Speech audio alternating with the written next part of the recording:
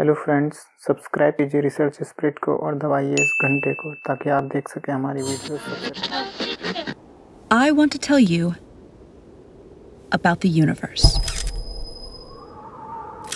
What it is, how it came to be, what its building blocks are. I want to tell you how the future creates the past, which then creates the future. But first, I want to tell you about crystals. You might be surprised to know that a crystal isn't an expensive piece of glass or a chandelier in some fancy dining room. The word crystal simply means a pattern that is periodic. Look at this checkerboard pattern. See how it continues to spread out infinitely in each direction? That means it's a periodic pattern. So that's a two-dimensional crystal. This is another two-dimensional crystal. And this is another. You can also have three-dimensional crystals.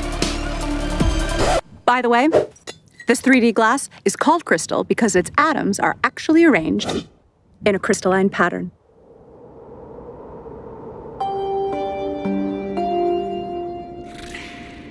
So, see how I'm projecting this three-dimensional crystal to a two-dimensional image on the sand? See how the 2D projection looks distorted because of the angle of the projection? That 2D image also has a pattern, but it isn't periodic. So, it's not a crystal. But there's a deep connection between the 2D object on the sand and the 3D mother crystal. This distorted 2D pattern is called a quasicrystal. A quasicrystal in a certain dimension, in this case 2D, is a projection of a crystal in a higher dimension, in this case 3D. A group of physicists in Los Angeles is working on a new physics theory where a particular 8D crystal, yep, that's right, an 8-dimensional crystal, is projected to 4D at a very particular angle, which forms a 4D quasicrystal. And from this 4D quasicrystal, they derive a 3D quasicrystal, which they believe is the fundamental substructure of all of reality. This 3D quasicrystal has a fundamental building block, a tetrahedron, which is a three-dimensional equilateral triangle. The size of each edge on this shape is the smallest possible length that can exist. This is called the Planck length. It's 10 to the 35 times smaller than a meter. So you know how your TV screen is broken down into building blocks called pixels? A pixel is the smallest possible indivisible unit of the 2D screen. So think of reality as your TV screen, but in 3D. And think of the tetrahedron as a 3D pixel, the smallest possible indivisible unit of reality. The tetrahedra in the quasicrystal combine with other tetrahedra using complex mathematical rules to fill up all of the space in the universe. Each tetrahedron only has a few specific states in which it can exist at any given moment. And because of the rules of how these pixels connect to each other, if one tetrahedron is in a certain state, this dictates the states of many other tetrahedra throughout all of space. But here's the weird thing. If a certain tetrahedron can be in any one of just a few possible states in a given moment, who or what chooses the state it should be in at any given moment? Well, for such a choice to be made, we need to scientifically, mathematically, and logically bring in a new element into physics. And that element is consciousness. If you're not a scientist, you might be surprised to learn that nobody actually knows the exact value of the speed of light. We have a close approximation, but not the exact value. The closest we can get to measuring it has to do with the precision of our machines. But no matter how precise our machines get, we will never be able to measure the exact speed of light without a theory that tells us what it is and why it is. And none of the current physics theories do that. Our best physics theories, Einstein's theory of relativity and quantum mechanics, both use the speed of light as a starting point. In other words, they use an inexact measurement of the speed of light without explaining why it is, what it is, or why the universe even has a speed limit in the first place. We need a new theory. And such a theory is what the physicists and mathematicians of quantum gravity research in Los Angeles are working on. They call it emergence theory, and it will, really for the first time ever, provide an explanation for the speed of light and the other constants, such as Planck's constant and the fine structure constant. Basically, what is needed is a theory of everything, a theory that explains the very fundamental aspects of reality. String theory, which once held a lot of promise for possibly being a successful theory of everything, has not made any successful predictions. And regardless of predictions, the theory itself isn't actually a theory of everything. It's just not, because it can't explain the speed of light or the other constants. Quantum mechanics and general relativity, on the other hand, do make good predictions, but they don't explain the fundamental constants either. Professor Einstein, why does the speed of light have the exact value that it does? Well, to put it plainly, security! So what clues does nature offer us for what a theory of everything should look like? We've identified 7. Information, causality loops, non-determinism, consciousness, pixelation, E8 crystal, and the golden ratio. A growing number of physicists are saying reality is made of information. What does that even mean? Well, information is meaning in the form of symbolism. A language or code provide this kind of information conveying symbolism. A very different type of symbol is one that represents itself. Geometric symbols can do that. A cube can represent love, if we say it does, or it can represent, really with minimal subjectivity, itself. Could there be a language or code made out of geometry? What type of information would such a language express? Quantum physics theory and classical physics indicate that reality is made of information, and there is no evidence that reality is made of anything other than information. Many physicists agree with this, and many don't. But those that don't agree that reality is made of information have no explanation for what reality is, if it's not information. Gentlemen? Reality is made of information. Nope. Yes, it is made of information. No. Okay, so what is it made of if not information? Energy. Energy is information. That's stupid. Energy is the potential for a particle to change its position. Potential is information. Energy is information. No. It's information. Then what is it? Not information. Then what is it? Not information.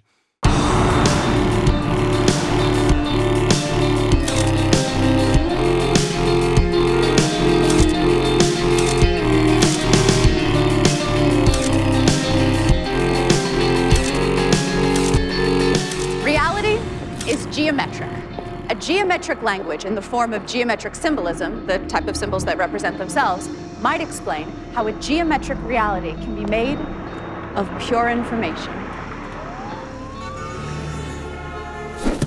Information implies meaning, but what is meaning? Meaning is a comparison. That's what we do.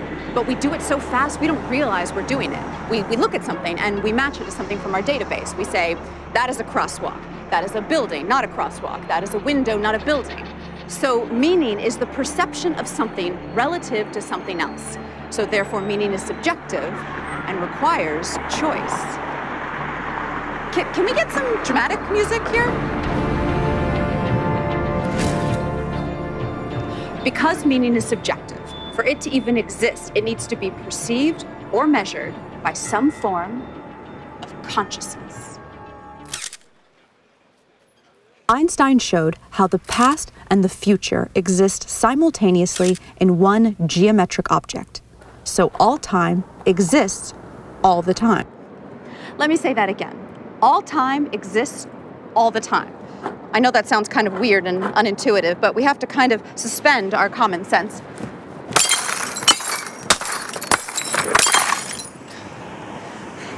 And accept that mathematically, and according to the best physics formulas we have, that actually makes sense. So, let's visualize the geometric object that Einstein spoke about as a block. Remember the tetrahedra, the building block pixels of reality I told you about? Now imagine the entire universe, everything, everywhere, in one frozen moment in time. Like a single frame in a movie. In this one frame, all of reality everywhere appears frozen in this one position. Let me give you an analogy.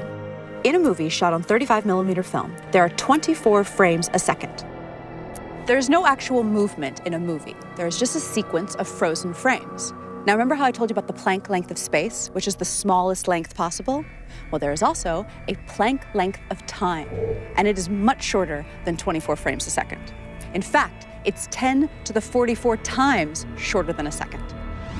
Okay, so back to our frozen frame of reality. The entire universe in one frozen moment, one frame. But instead of a frame in a movie, it's a frame in all of reality. Now, imagine the next frame. Each frame is different from the previous one, just like in a movie.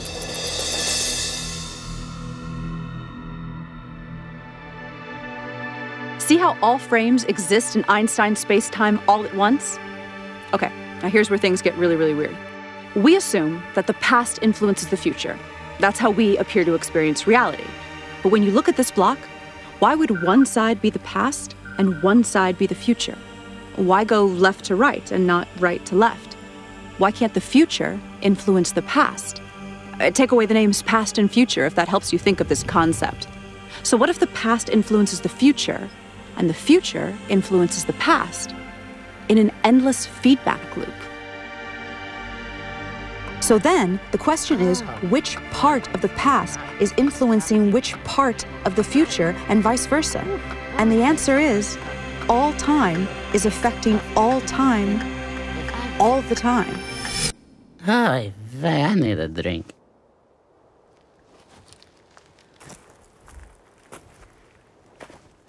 Is this even possible? Can me 20 years from now influence me now?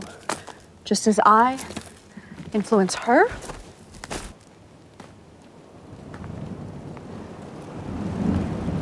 So can me 5 minutes from now influence me 10 minutes ago, just as me 10 minutes ago influences me as a baby, just as me as a baby influences me on my deathbed?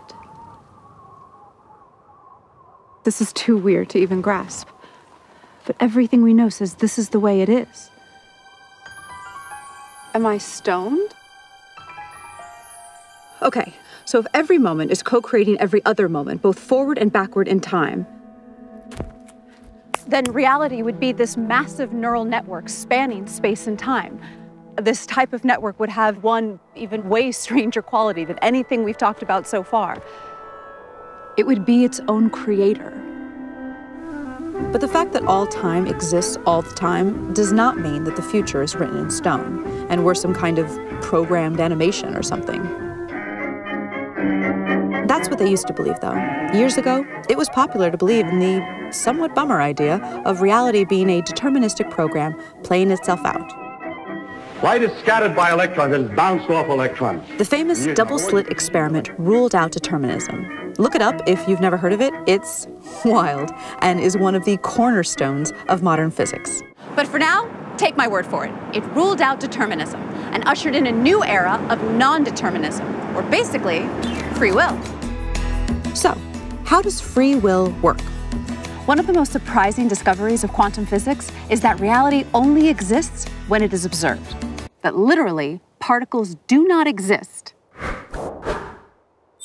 until they are observed. Famous physicist John Wheeler, he's the guy who came up with the term black hole, says that reality is made of information, which is created by observation. The observation must be made, he says, by something conscious. And Nobel Prize winner Frank Wilczek said that quantum theory is contentious and obscure, and that it will remain that way until someone constructs, within the formalism of quantum mechanics, an observer, a model entity whose states correspond to a recognizable caricature of conscious awareness. An entity, an observer. So Frank Wilczek is basically talking about an entity, not necessarily a human being or an animal, that is capable of generating information by observing and measuring. But what would that conscious entity be? Well, we definitely know that consciousness exists in the universe. I mean, at least in us humans, right? I mean, I'm conscious, you're conscious, he's conscious, I think. I'm conscious. I'm conscious.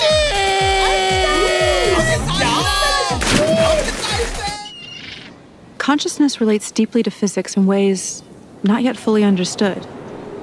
In fact, consciousness is kind of like one of the least understood things in all of science.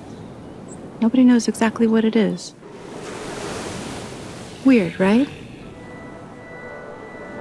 So if reality is pure information, if everything, energy, matter, thought, if it's all information, then it becomes clear that reality deeply ties into consciousness in some way, as if the fundamental stuff of reality is somehow consciousness.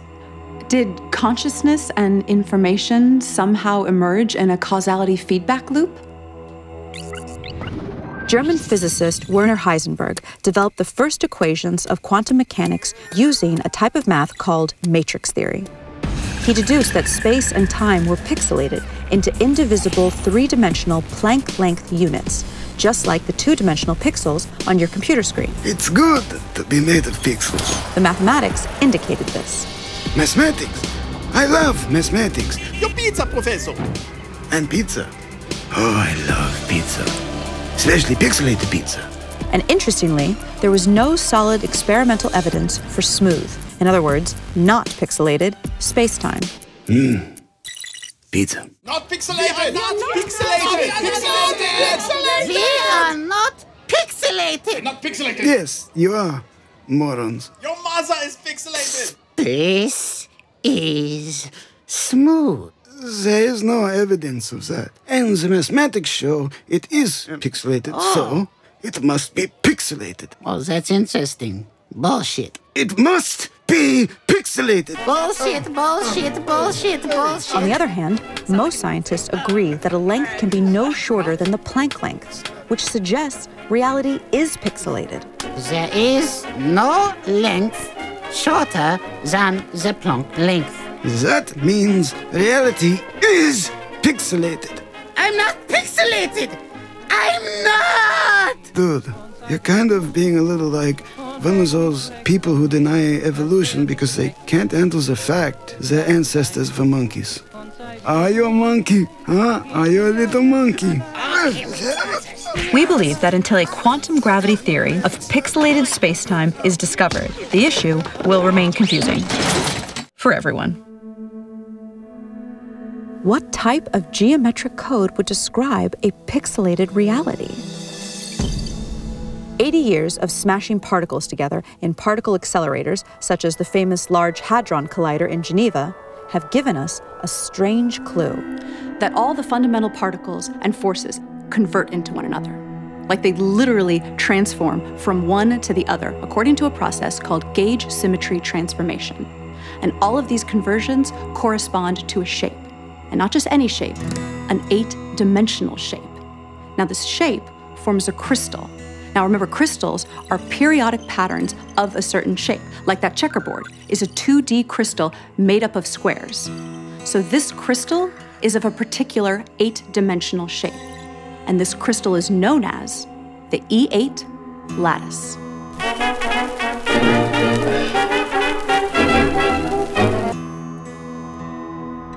To generate that 3D quasicrystal, the substructure at the pixelated fabric of reality, we project this 8D crystal to 4D. And then we convert that to 3D.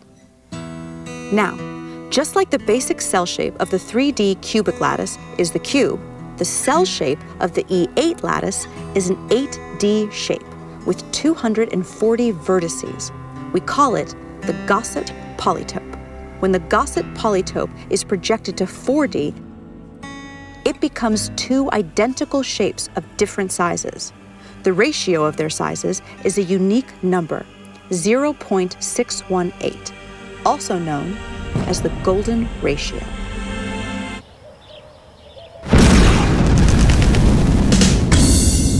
The golden ratio may be the fundamental constant of nature. It is a ratio that is fundamental to circumscribed equilateral triangles, and it's weirdly ubiquitous in the universe, appearing everywhere from the quantum to celestial scales. Ever so interestingly, it appears in black holes. I don't want to fly into a black hole! I wish I never realized your existence!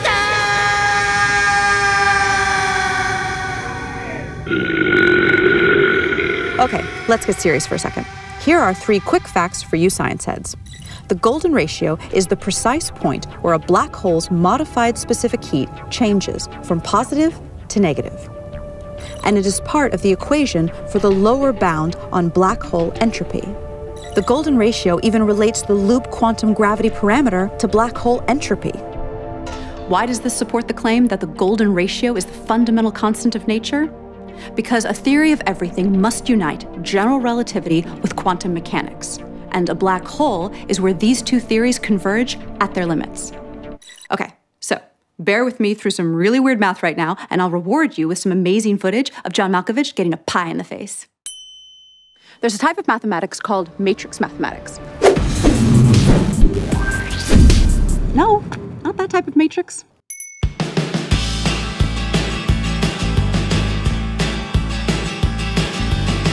Matrix math is the type of math that quantum physics uses in its formulas.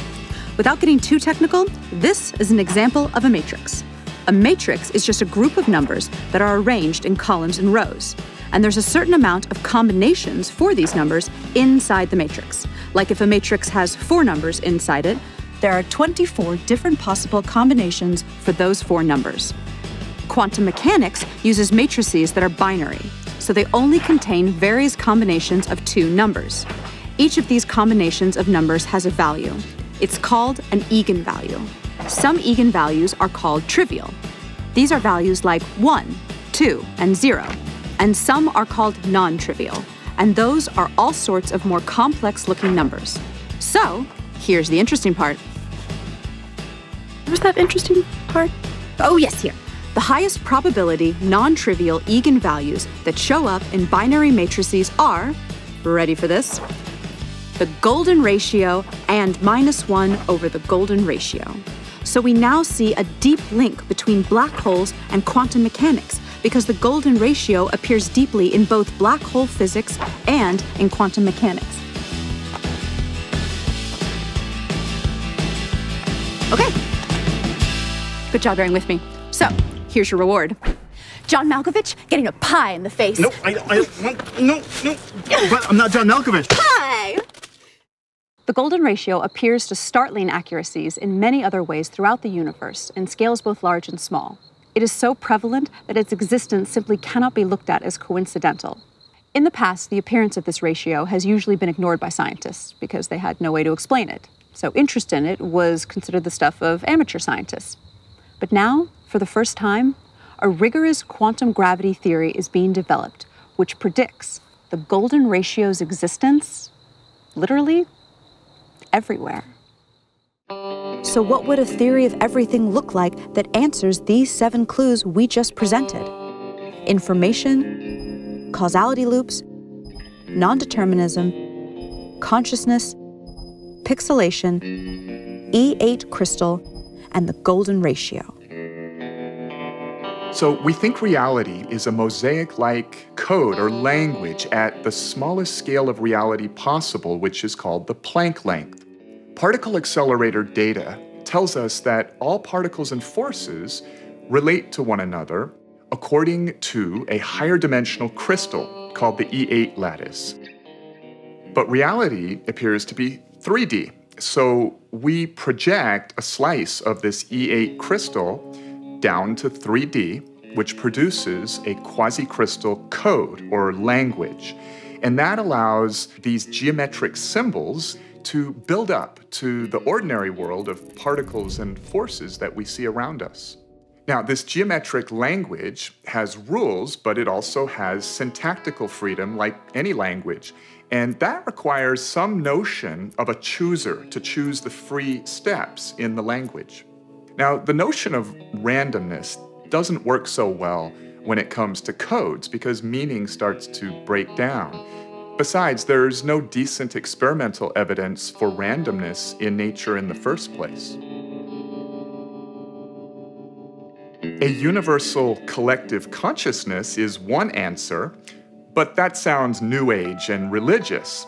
Now, nowadays, a good number of physicists discuss the idea that our whole universe is actually a code-based simulation in some fantastically powerful quantum computer in another universe. Now, if true, then by the same logic, that other universe where the computer running the simulation of our universe is would also supposedly be a simulation in another universe. So the idea is a little shaky, but it's being discussed seriously by a lot of credible people. But it turns out that a universal collective-like consciousness of some sort may be physically inevitable. Now, we don't need to anthropomorphize this idea or make it religious or spiritual.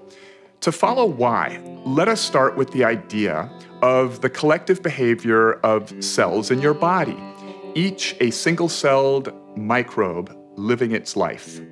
A long time ago, only this sort of cellular life form existed here on Earth. These little guys were not too smart, but they did choose what direction to swim and could chase nutrients, reproduce, and run from dangerous things. They made choices with their very simple systems of environmental awareness and desire to survive. Then they self-organized into colonies that were smarter as a group and had more environmental awareness than the individuals. Eventually, animals such as humans emerged. Sophisticated forms of awareness and consciousness now float on an ocean of 37 trillion living cells, self-organized as a human being. It is specifically the laws of physics that caused electrons and quarks to self-organize into 81 stable atoms, and from there, into human consciousness. And physics places no upper limit on the amount of energy and matter that can self-organize into conscious systems. Physics allows the possibility of all the energy in the universe to eventually convert into a single conscious system that is itself a network of other conscious systems, a massive, technologically based collective consciousness. Given enough time, anything that can happen will eventually happen. By this axiom, this system of universal consciousness has already emerged somewhere in the frames of space-time ahead of us. Because it is possible, it is inevitable. In fact, according to the evidence of retrocausality time loops, that inevitable future is co-creating us right now, just as we are co-creating it.